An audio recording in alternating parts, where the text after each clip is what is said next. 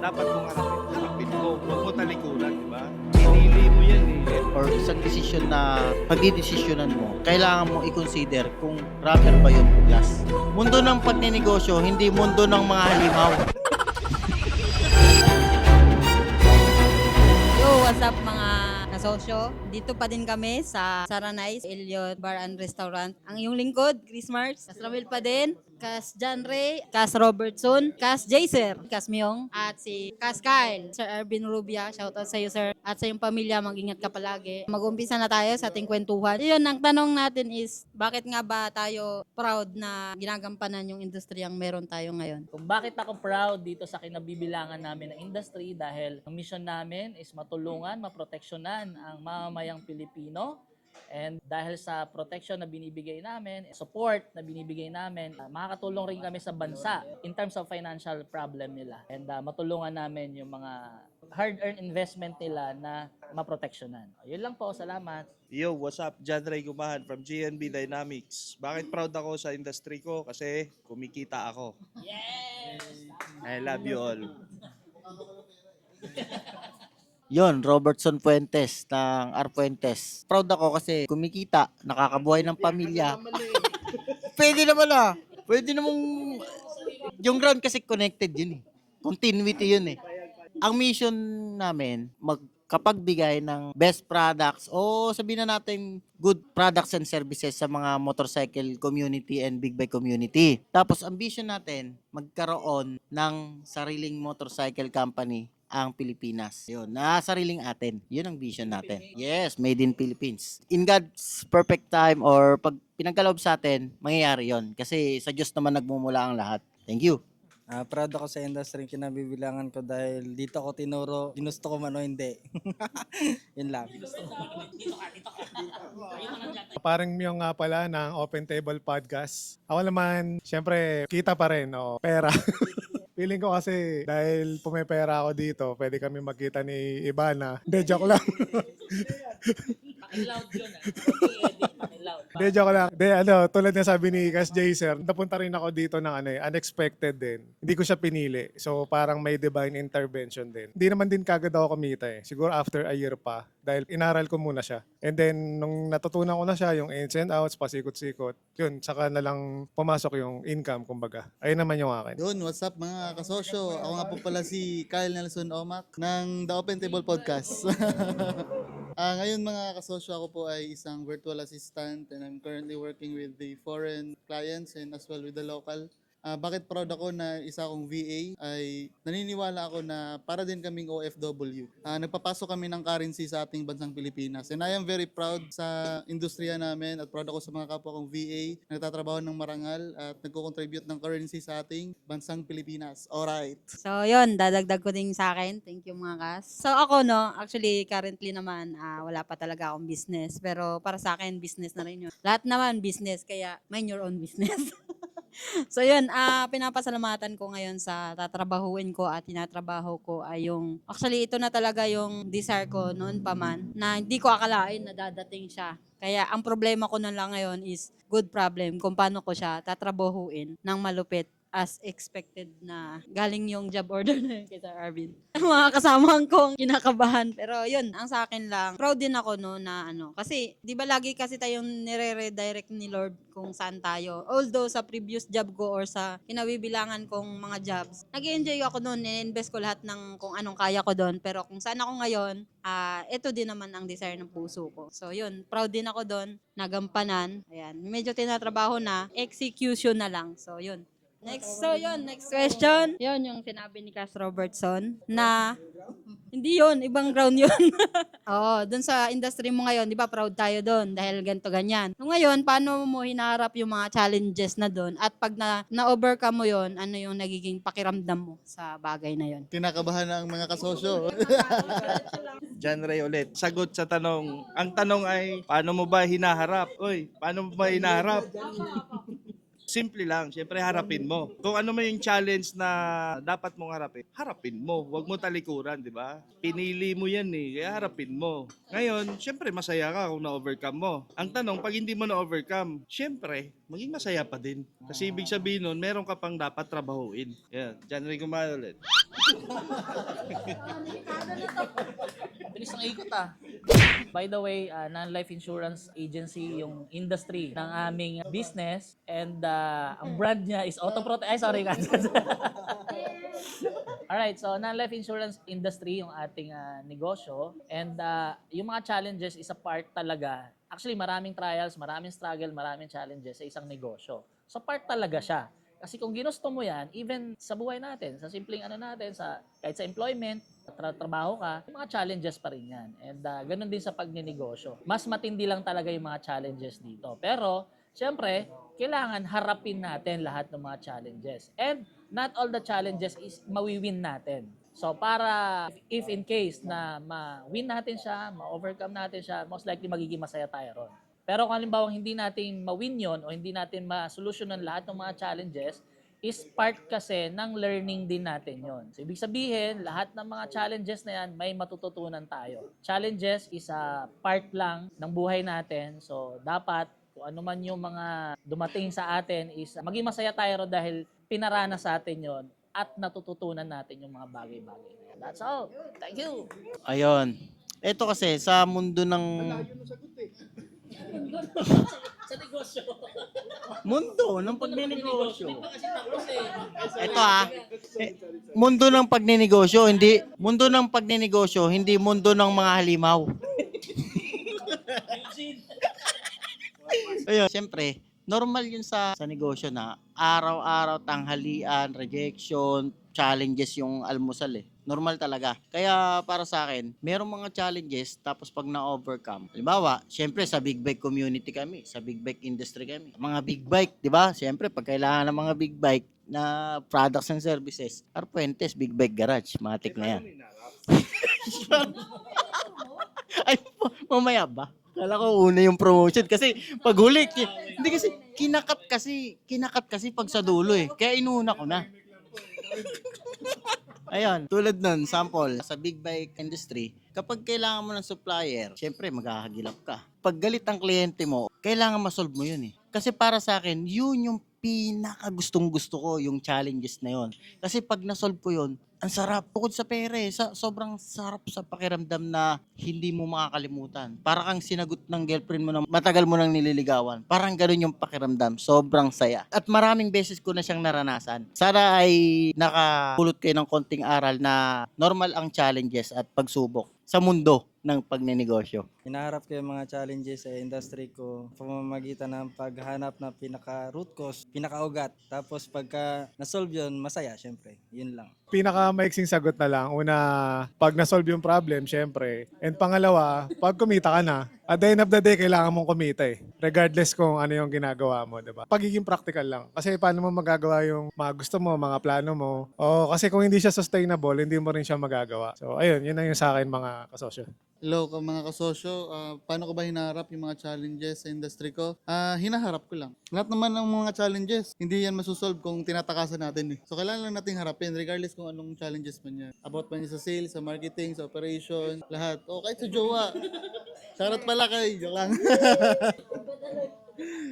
Yun lang, hinaharap ko at anong nararamdaman ko, lahat ng mga challenges, napakasarap sa pakiramdam kapag nalagpasan natin. Kaya talagang dapat hinaharap yan at nilalagpasan at hindi dapat tinatambayan yan mga kasosyo. Pwedeng magpahinga pero hindi pwedeng takasan.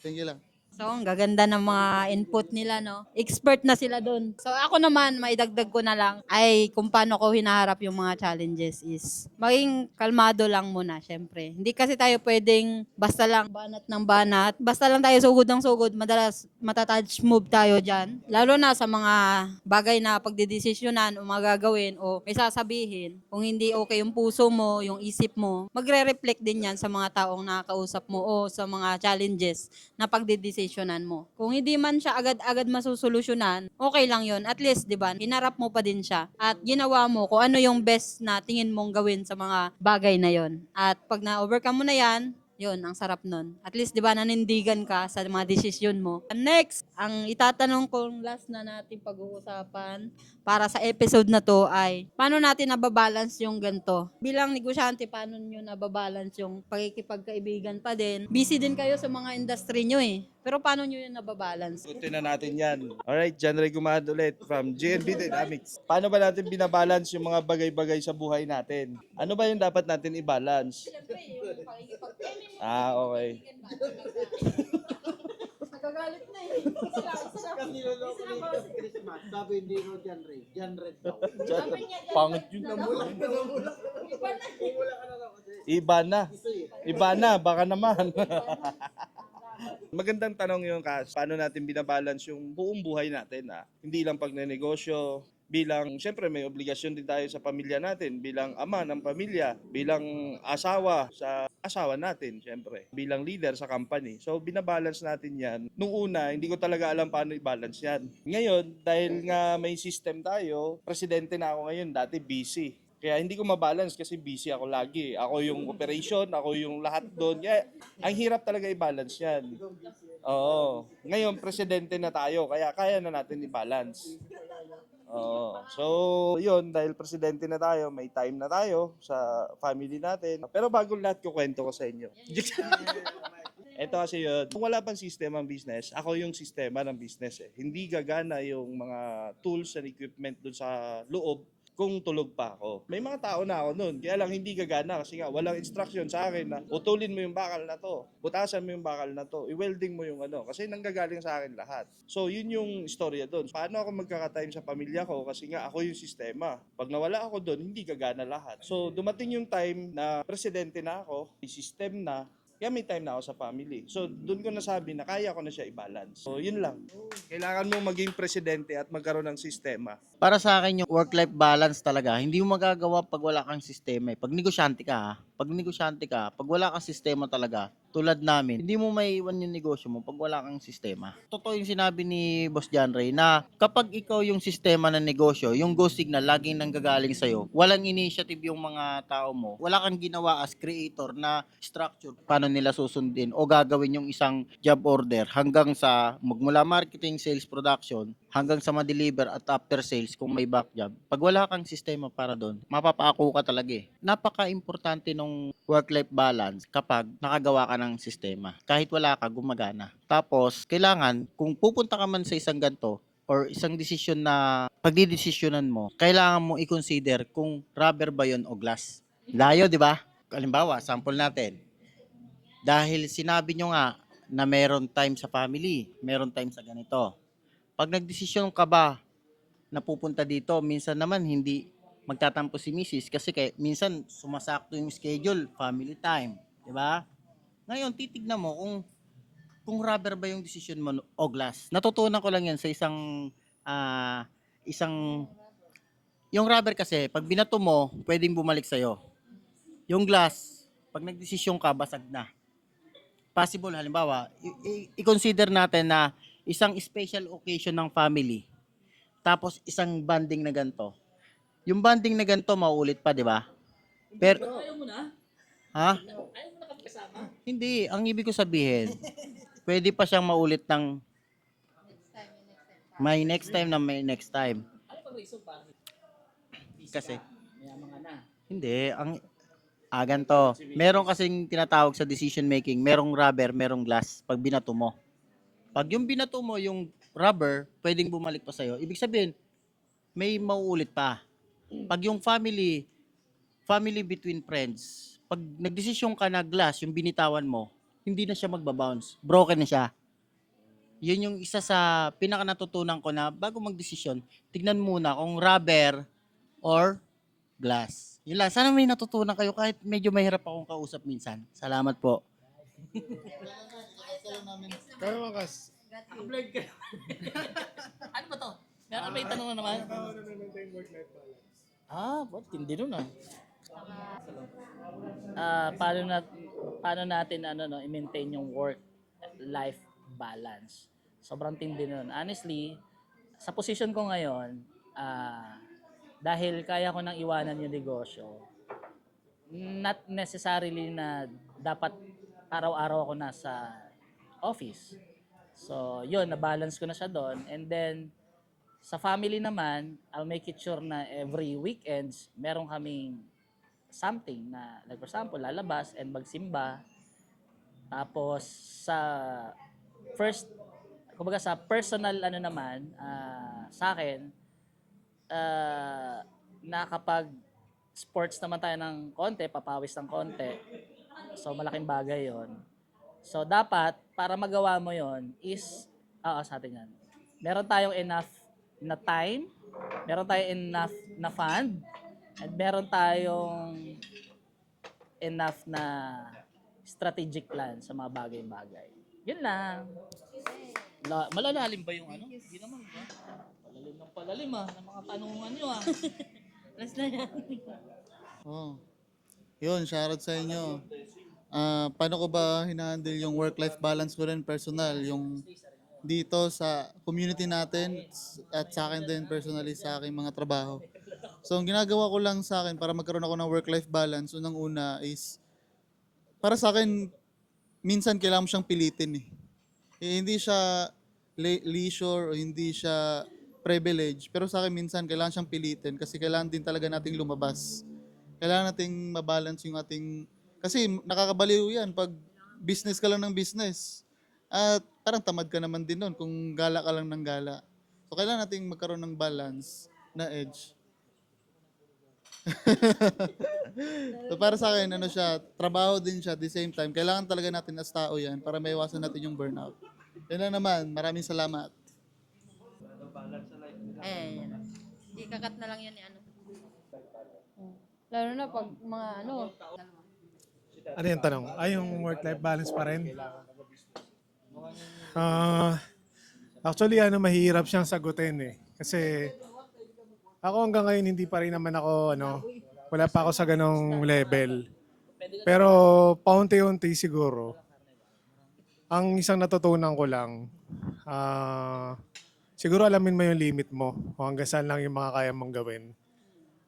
Pag hindi mo kaya, may time talaga na hanggang doon lang eh. And pahinga ka, solusyonan mo, ganun. Kasi ako wala pa rin ako sa level ng work-life balance.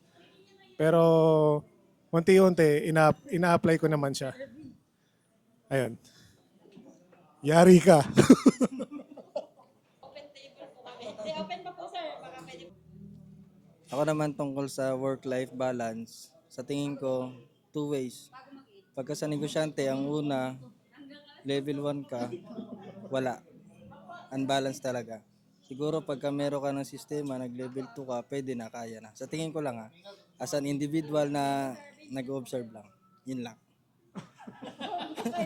Para ka napaso Alam mo na si Kyle yun yung tinitira mo. Lagyan mo na ng overlay. Pero sunod. Malang sasaglit lang siya. Magaling yun, magaling magana siya. Magpapakit-balance na yun. Ay, sorry. Work balance na yun. Hindi, pauwi na kasi siya noon. Nasa Mandaluyong kasi siya. So, bago siya uuwi sa OA, mag-OSG, dahil mo siya sa atin. May hook na rin. May hook na tayo. Ito ba yung mag-waste habang nasa kotse? Hindi, nandun kasi yung Hindi, kailangan, sa ngayon, kailangan niya ng laptop. kailangan Kasi niya. meron siyang, Mahirap nang pag wala talaga sa time. So ayun, umiinit yung usapan natin dito. Pero sige, ako mag-aambag na lang din ako. Since ako naman yung nakatoka dito. Sa akin naman is, pa rin, commitment, tsaka decision pa rin. Siyempre, gano'n naman yun eh. Tsaka dapat, pag may decision ka, tsaka may na-commit mo na yon, gawin mo na. Hindi pwedeng drawing ka, oo ka lang ng oo, hindi ka lang ng hindi. Di ba? Para namang sobrang makasarili ka na nun. Pero yun pa rin naman, at the end of the day, dahil nga kahit naman saan tayong industry, may kanya-kanya tayong mga pinagagawa sa buhay, maliit man yan o malaki, naniniwala pa rin talaga ako na kung ano yung dapat mong gawin, ano yung ipa-priority mo doon, mag-commit ka doon. At higit sa lahat, mag-decision ka na yun na yung gagawin mo. No matter it takes, yun na yun. O, diba? So, yun lang, ayos. At siguro sa panghuli nating question, pwede pa ba magpanghuli? Oo, tapos na yun eh. Iba na naman. Sige, last na lang. Dahil siyempre tama-tama mamaya bago tama no? Isa na lang. Isa na lang tapos kasi mga 8. Si Sir Arvin dadaan. Ngayon ang last natin, ikaw Kyla. Question kayo para sa lahat nga kung ano yung gusto nyong naisip na question. Problema ka ba? Sige, para sa akin talaga, gusto kong itanong sa mga kasosyo natin. Kasi mga idol ko to sila eh. Pero gusto ko lang din makita yung input nila dito sa pinag-uusapan namin about business na kung sila ba pipiliin, may Sige, so itanong kayo kung ano. Kung wala naman kasi talaga eh. Kung pamilya ba o last na to ha, pang general lang to. Kung pamilya ba o asawa. Pamilya, as in, pamilya mo. Kasi iba yun eh. Kasi pag pamilya. Sige, yun na lang. Nagagalit si Kyler. Hindi, it's either doon. At dumami. Sige, kahit alin doon. Pamilya o business. Sige. Ano yung... sige, yun na yun. Ayan, yun na yan. Sige, dyan kayo ulit. Yun, John Ray Gumado ulit.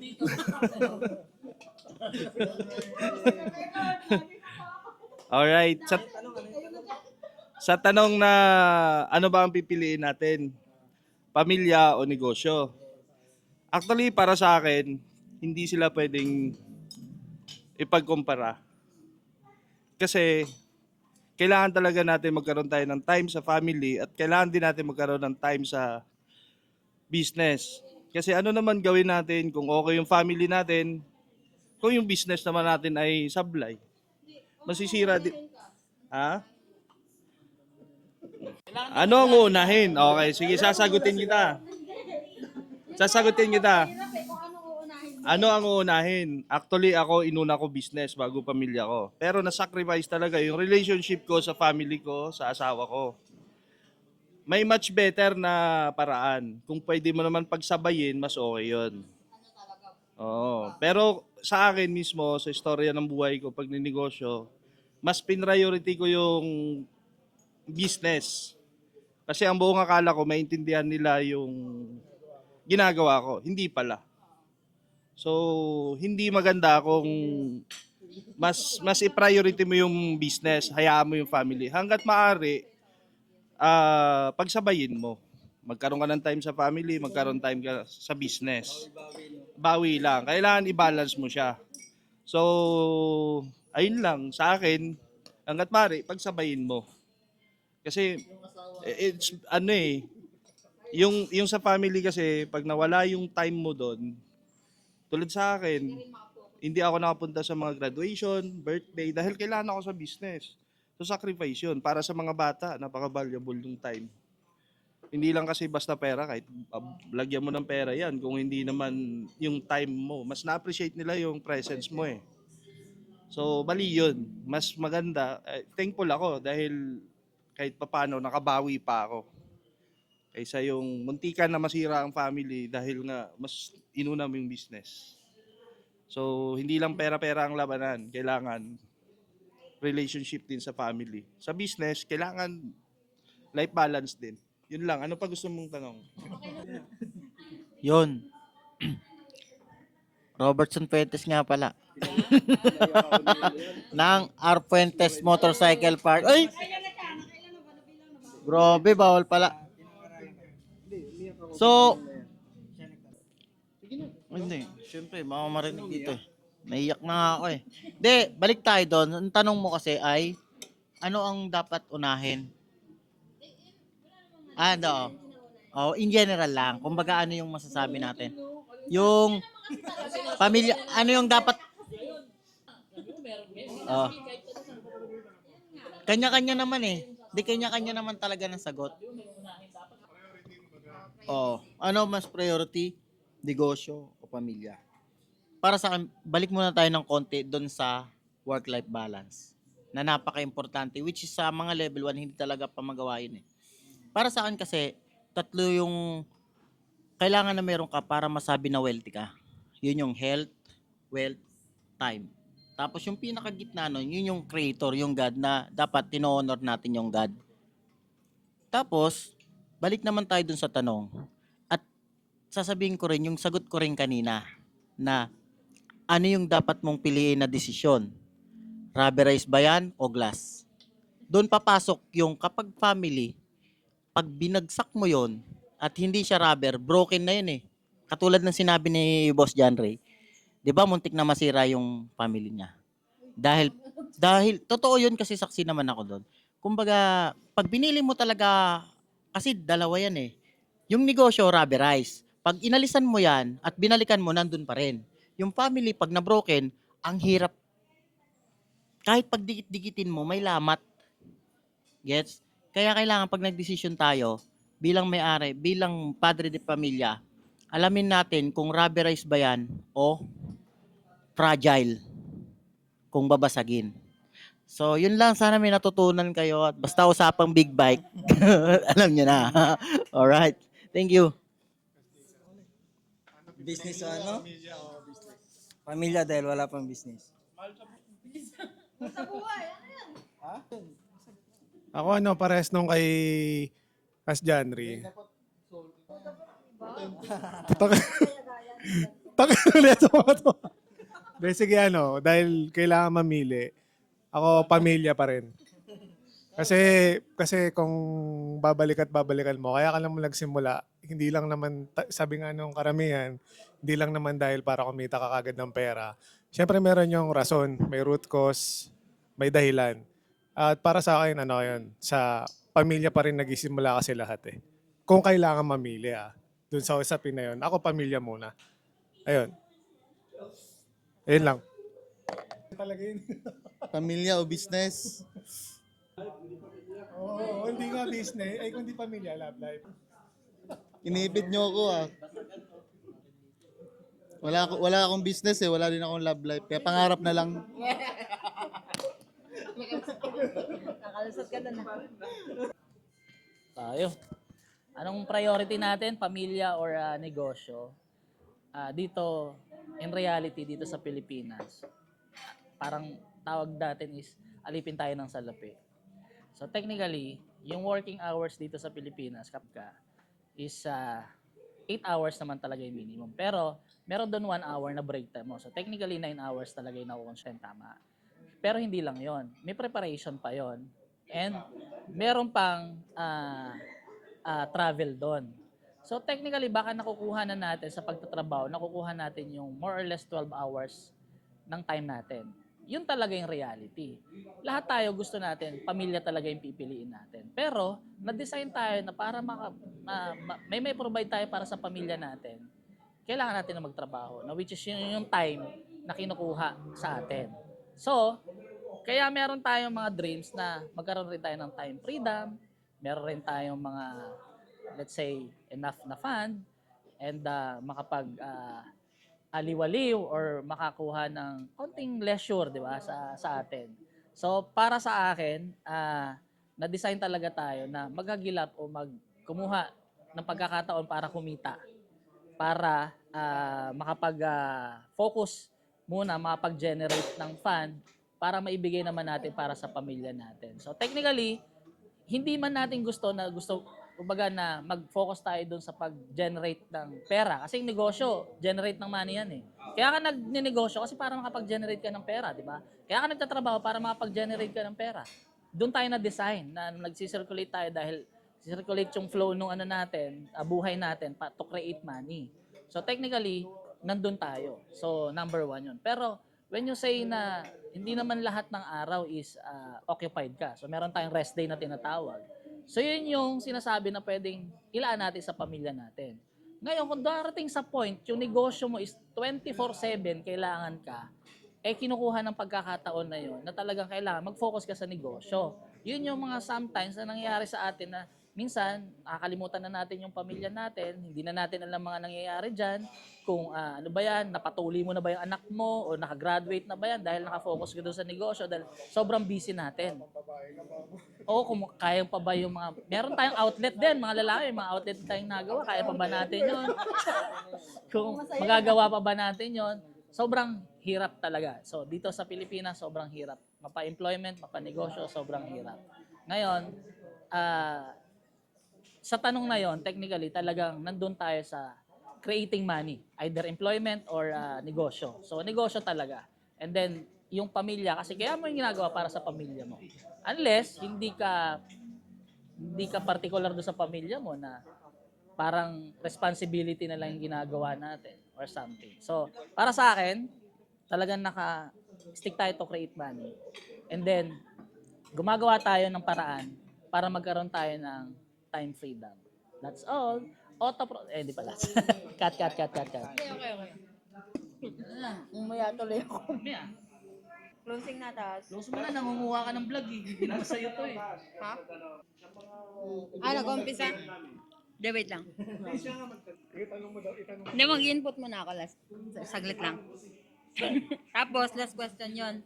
Kaya pa naman, di ba? Red lang. Ang dalawang tanong, sobra ka na. Ilan na ba yung tanong na? 4, di ba? Panglima? Sige. Anong oras na ba? Hindi. Ano lang, dadagdag ko dun, no? Siyempre, at papano. Kaya ko rin naman natanong yun dahil siyempre, personal ko rin naman katanungan yun sa sarili ko. So, narinig na natin lahat ng input ng mga kasosyo natin, mga kaibigan natin. At hindi lang to basta mga sa industriya, kundi mga negosyante din, which is isa sila sa sinusulong natin na ang negosyante ang pag-asa ng bayan, ng bansang Pilipinas. Which is sila yung nag-create ng opportunities sa bansa natin. Kasi kung walang silang kinikreate na company o ng hindi din makakapag-provide ng trabaho. So for me naman kasi is bilang isang mamayang Pilipino, nandun ako sa side na pinipili ko muna yung sarili ko. Sarili na. Hindi, kasi sa pamilya naman o sa negosyo, lalo na dito sa bansa natin na minsan, kung wala ka talaga, wala din talagang sa'yo na pamilya. Baga hindi ka kilala, lalo na pag mga side mo o ganito ganyan, mga nakakaangat sa buhay, hindi ka kilala. Oo, ganun. So, for me, is much better na mag-focus muna ako sa sarili ko kasi at the end of the day, kung mag-away-away man kayo magpamilya o magkapatid o pamilya pa rin naman kayo eh. Mag-heal naman talaga eh. May time pa rin na i-heal ni Lord yung mga puso nyo. Ganyan. Importante lang, wag lang kayo, kaya nga, wag lang kayo basta magkasakitan. Oo. Yan. pang ilalim lang yan. So, yun lang. So, thankful lang din ako. So, yun, thankful lang ako sa mga bagay-bagay na kahit alam kong, syempre, pinipili ko siya kasi pamilya. Pero, at the end of the day, hindi naman natin sila mapipilit kung napiliin ka rin. Kaya, syempre, wag kang mawala na, wag mong kalimutan na piliin mo sarili mo. Kasi, ikaw pa rin ang magdedesisyon nun palagi. So, yun. Lahat ng bagay naman, may tamang pagkakataon at may tamang talaga, di ba? So yun, pamilya natin, mahal natin yan sila, lahat naman, ganyan. So ang last, so yun, sa pagtatapos ng ating, meron pa pala tayong pahabol question. Ang pahabol question ay ipapaubaya natin kay Boss John Ray at siya na rin ang magtatanong sa sarili niya. Kasi ayaw na yan. Alright, John Ray ulit. John Red. Ng GNB Dynamics. Alright. Tatanong ko lang sa inyo. Anong mai-advise nyo sa mga nag-uumpisa pa lang negosyante or empleyado o kahit na anong gagawin nila para ma-balance nila yung life nila between sa mahal nila sa buhay at sa trabaho man or negosyo? Anong may advice niya? Mauna ka sumagkaw Baliktad ah. Tinanong mo eh. Ngayon, binalik sa'yo ngayon. Ganito na lang, itanong mo na lang ulit doon. Di na, sagutin mo na. Para, Ano daw yan? Anong ma-advise? Sige. Sige, anong ma-advise ko sa mga kabataan? Tama ba? That's all for today's video. Nasabotahin niyo ako ah. Anong ma-advise? Actually, ang swerte talaga ng mga kabataan ngayon kasi nasa ano na sila eh. Medyo nasa maraming, maraming source of income era na sila.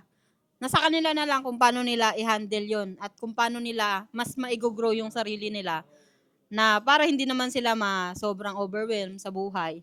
Halimbawa, sabihin natin may kaya sila o nasa kakapusan sila, sa takbo pa rin yun ng puso nila kung paano nila haharapin o paano sila makakapag work-life balance. Yun.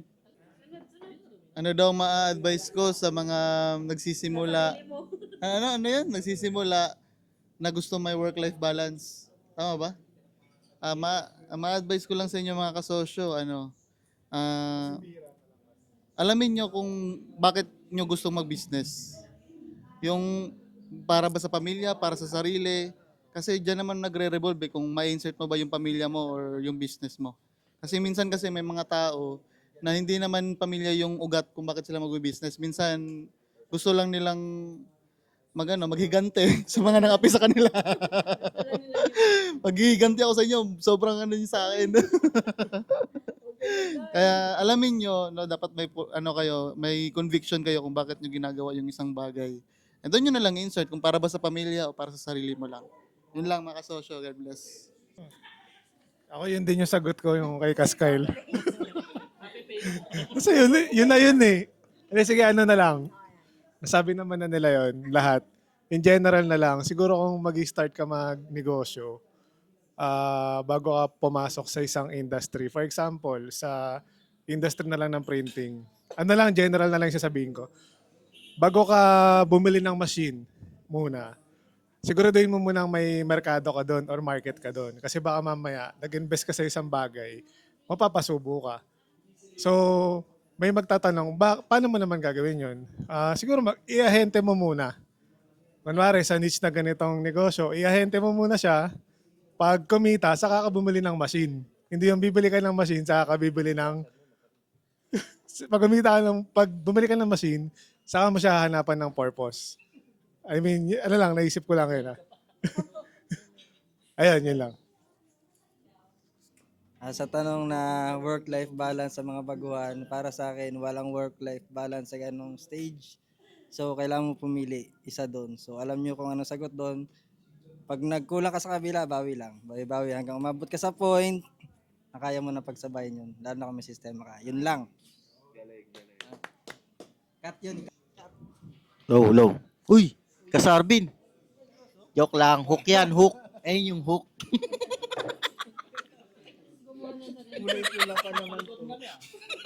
Hook nga eh. Ganyan tayo mang hook. So ayun, ano nga pala tanong? Kalimutan ko tuloy. Ano may advice mo sa mga sa Generation paano nila mag-balance trabaho o pag-aaral. versus sa pamilya? Ayun, ang advice ko, syempre bilang tatay, bilang nagnenegosyo, kailangan talaga balance. Hindi pwedeng, sabi nila, focus sa isa eh. Depende kasi sa sitwasyon mo eh. Kung ikaw ay estudyante, kailangan hindi lang puro pag-aaral. Kung may nagsusustain sa pag-aaral mo, syempre kailangan naman doon paano masustain yung capacity mo mag-aral. Kasi ang pag-aaral nakaka-stress din ah. So kailangan masustain yung spiritual mo, yung physical, emotional, mental health mo. Kasi hindi mo pa naman problema yung kung hindi mo problema yung financial ah. So, yan, kailangan pagbabasihan mo eh. Saan ba ako kulang? Yun ang pupunan mo. Ngayon, kung nagnenegosyo ko naman, ang kulang mo naman dyan, sure ako dyan, time. Katulad ng mga normal na problem na sobrang nakapokus sa negosyo, nawawalan sila ng time sa family. So, doon naman papasok yung health, wealth, time sa family. Tapos, pinaka-core nun is yung time din sa Creator, sa Diyos na lumalang ng lahat. So, kailangan, pag titignan mo rin yun, saan ba ako nagkukulang? Parang tulad ng sinabi mo rin kanina. Ito, medyo bumababa ako dito, wala akong time dito, na-stress na ako.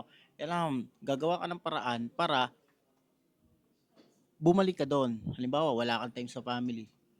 Kailangan punan mo yon. Gawan mo ng paraan na mabigyan mo ng oras yung family mo. Ngayon, kung yung wealth mo naman, yung financial mo mababa, sumobra ka naman ng time sa family, puro ka na lang love, love, love sa family, kailangan tignan mo rin yung wealth mo, yung business mo.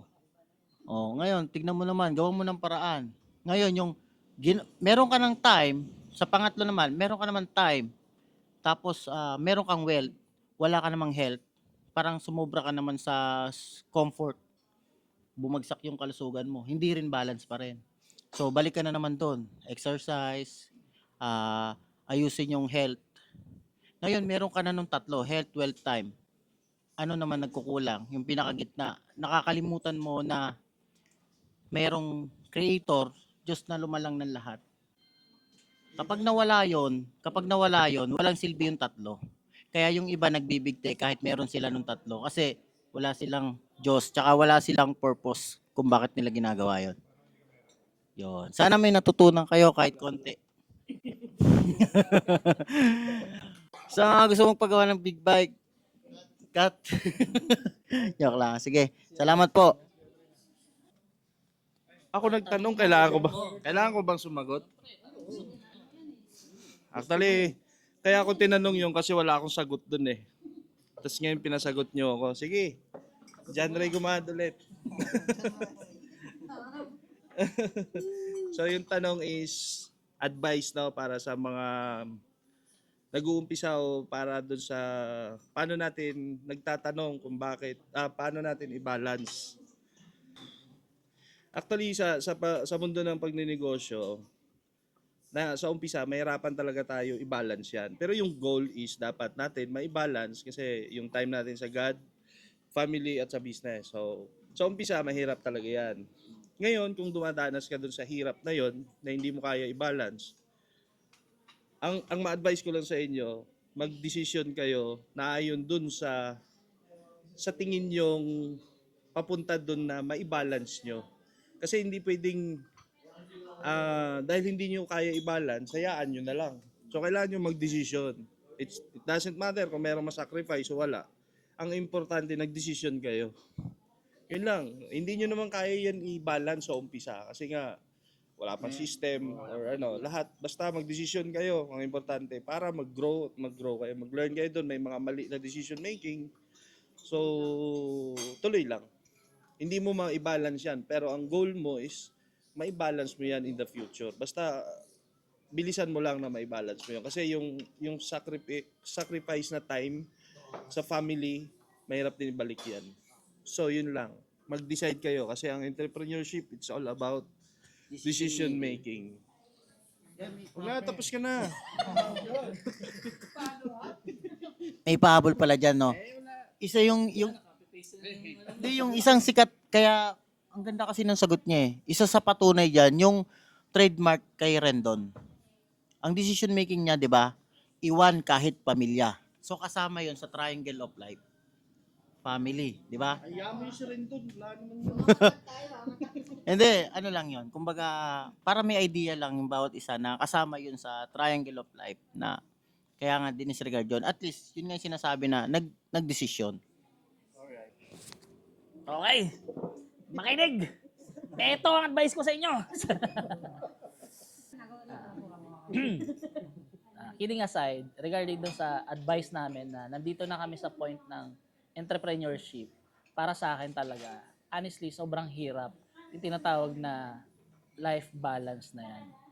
Kasi, example, nandito ka sa sitwasyon, actually, karamihan, nandito sa sitwasyon na yung mga, ito kasing hamon na eh, after graduate o after nyo mag-aral, ito na yung hamon talaga ng totoong buhay. So, dito na tayo na magtatrabaho o ano bang tatahakin nyo sa buhay.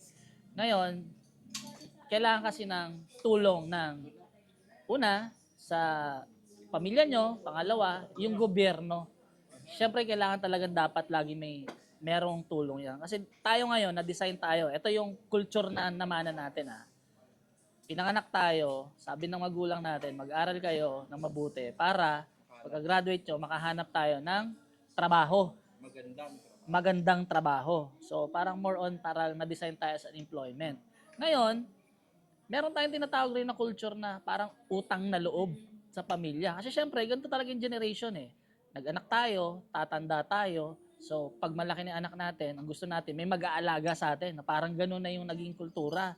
Na dahil may utang na loob ka, kailangan natin na gampanan yung utang na loob natin na dapat bandang huli is tulungan ko yung family ko. So ibig sabihin nun, isa na namang sakripisyo yon o ibig sabihin dahil hindi maayos din yung buhay pamilya natin in terms of money, syempre pag tumatanda na tayo, nagkakaroon na tayo ng mga health issues, kailangan rin natin ng mga gamot. So ibig sabihin may mga expenses na naman tayo doon. So sobrang hirap sa side mo na paano mo gagawa ng stable na life balance doon.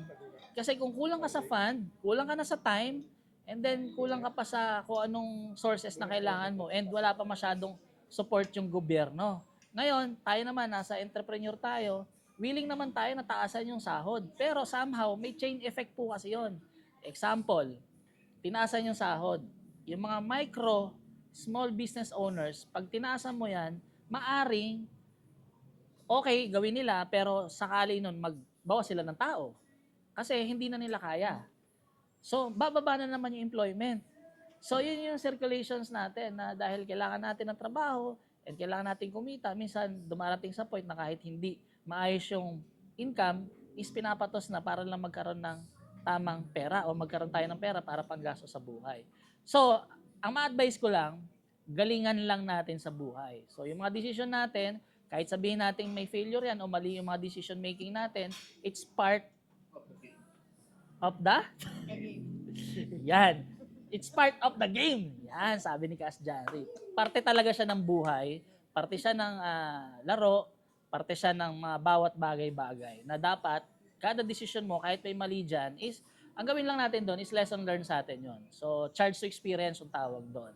Para habang natututo tayo, gumagaling tayo. Ang pinaka-importante ma-advise ko sa mga kabataan na papunta na sa pagtatrabaho at pagninegosyo, galingan natin, upgrade nyo yung skills nyo. Habang uma-upgrade yung skills nyo, tumataas yung confidence natin and also, dumarami yung skills natin at most likely, lalaki yung possible na opportunity na darating sa buhay natin. That's all. Iboto natin, KMG.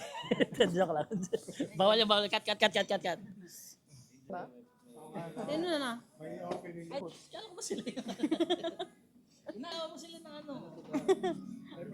Practice na. Hindi.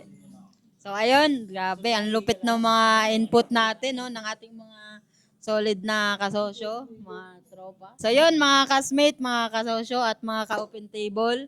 Thank you so much. Hanggang sa muli. Makita-kits tayo ulit dyan. Bye-bye!